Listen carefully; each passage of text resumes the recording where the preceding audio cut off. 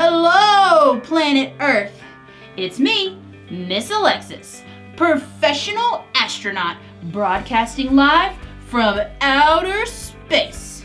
You know, a lot of people thought I couldn't make it all the way to Saturn, but you know what? They were right. It's just a costume. I'm still on Earth. I love to dress up and pretend to be other people. Don't you? I mean, I love to dress up in costumes and wear scary makeup, funny mask. I mean, it's out of this world because I'm an astronaut, get it? Oh, but today we are going to talk about what it's like to live our lives without a mask, without costumes, what it's like to live with integrity. Integrity is choosing to be truthful in whatever you say and do. Hey, it's harder than it sounds to live with integrity. There's so many reasons to pretend to be someone you're not. I mean, you may want people to think you're funny.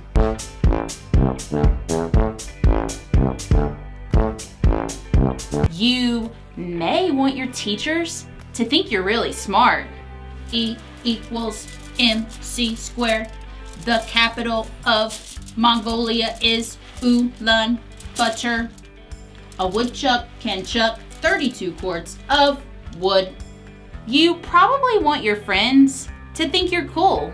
Cool kids still dress like this, right? See what I mean? It isn't always easy to just be true to who you are.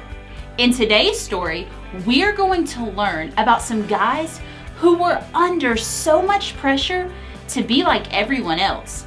And we will find out if they were able to stay true to who God made them to be. I'll be back in a minute. Instead of a minute, it's a moonit, 'cause I'm in space. Maybe I should dress up like a clown again. The Bible. It's 66 books of history, stories, letters, and poetry that fit together to form God's one big story. The epic adventure of how He created us and loves us so much that He made a way to rescue us. As we travel through the Bible, from Genesis to Revelation, we discover people who met God and found their lives changed forever. Now, for an amazing story, inspired by the book of Daniel. Chapter 1. Daniel was only a very young man when King Nebuchadnezzar of Babylon conquered the land of Judah. Nebuchadnezzar made sure that God's people wouldn't rebel by taking Daniel and other young men from royal families in Judah and marching them back to Babylon with him. Will we ever see our home again? Daniel's friends were just as scared and confused as he was. Where will we live? What will he do to us? I sure hope the food is decent. Daniel tried to reassure them as the imposing city gates rose ahead. God will be with us, whatever happens. The king chose the brightest and best young men from Judah and ordered that they receive special training. After 3 years, you will get to be very important and serve me. The chief official Ashpenaz took charge of Daniel and his friends. Tut-tut.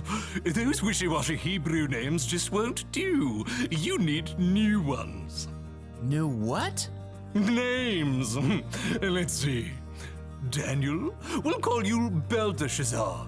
And you three will be Shadrach, Meshach, and Abednego. Are those names, or is he just sneezing? You'll learn our language, of course. And all the Babylonian writings? Daniel's heart sank as he realized what was happening. The king wanted Daniel and his friends to forget they were God's people. He wanted them to become Babylonians. But Abednego was worried about something else. Hey, I'm about to starve. Any way we can get a bite to eat? Right this way. Ashpenaz led Daniel and his friends to a big table set with mouth-watering foods. Steak. Or those Babylonian buffalo bites. The cake's got at least 9 layers. Only the best, straight from the king's table. Oh, the food smelled delicious. but Daniel pulled his friends aside. Guys, if this food is from the king's table, that means it's been offered to false gods first. Uh-oh, not good.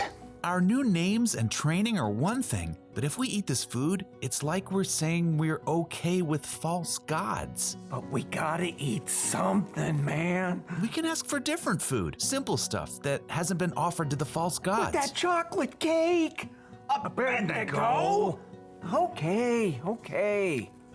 Daniel and his friends turned back to Ashpenaz.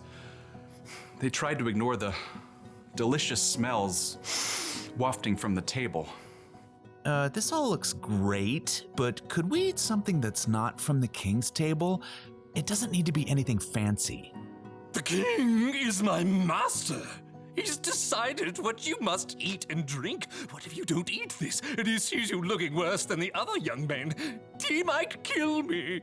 No matter what Daniel said, Ashpenaz was too fearful to listen, so Daniel approached the guard assigned to take care of them. Please, just test us for 10 days. Give us nothing but vegetables to eat and water to drink. See how we look then. Well, if Brussels sprouts are your thing. For 10 days, the guards gave Daniel and his friends nothing to eat but veggies and water. I could get into the habit of cabbage. I like broccoli, probably. Pass the peas, if you please. I just want a hamburger. Let me tell you, it wasn't easy to say no to all those delicious foods the other young men got to eat. But at the end of 10 days, the guard called everybody out. Line them up. He strode past the other young men. Good. I can see you've been eating well. When the guard reached Daniel and his friends, he stopped in surprise. What? You've been eating rabbit food, but you look even better fed than the others. Daniel smiled. God had helped them grow strong even without eating the food offered to false gods. Okay, fine. You can keep eating veggies and water. Rats? Thank you. God continued to give Daniel and his friends knowledge and understanding as they studied, and at the end of their training, they were brought before the king. Let's see what you know. How many inches in a meter? 39.3701. What do you call a group of porcupines? A prickle. If it takes 8 men 10 hours to build a wall, how long would it take 4 men? No time at all, because the wall's already built. How are you all so smart? The one true God gives us wisdom. Well, we'll see about that. Anyhow, you're 10 times smarter than my other advisors. You get to be very important and serve me. Daniel and his friends eventually became the king's most trusted advisors, and even though they served the king of Babylon, they never stopped standing strong for the one true God in everything they said and did.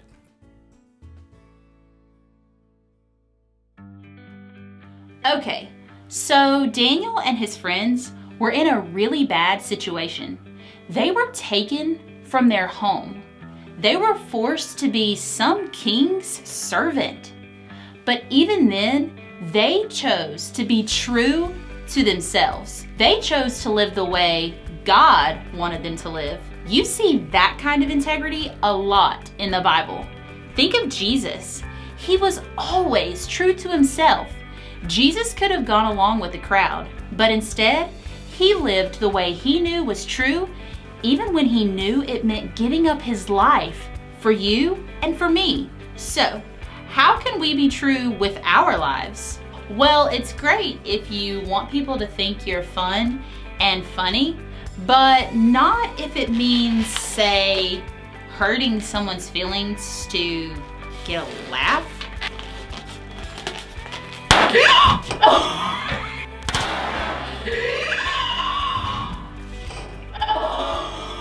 I have no idea how to make balloon animals. And being cool is cool, you know, but if you have to pretend to be something that you're not, just so people think that you're cool, that's not cool. Cool? What's another word for cool? So here's the one thing to remember today. Be truthful with your whole life.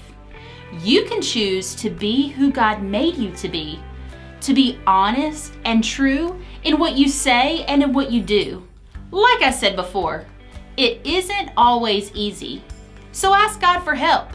That's one small step for you and one giant leap for integrity. Goodbye, everybody.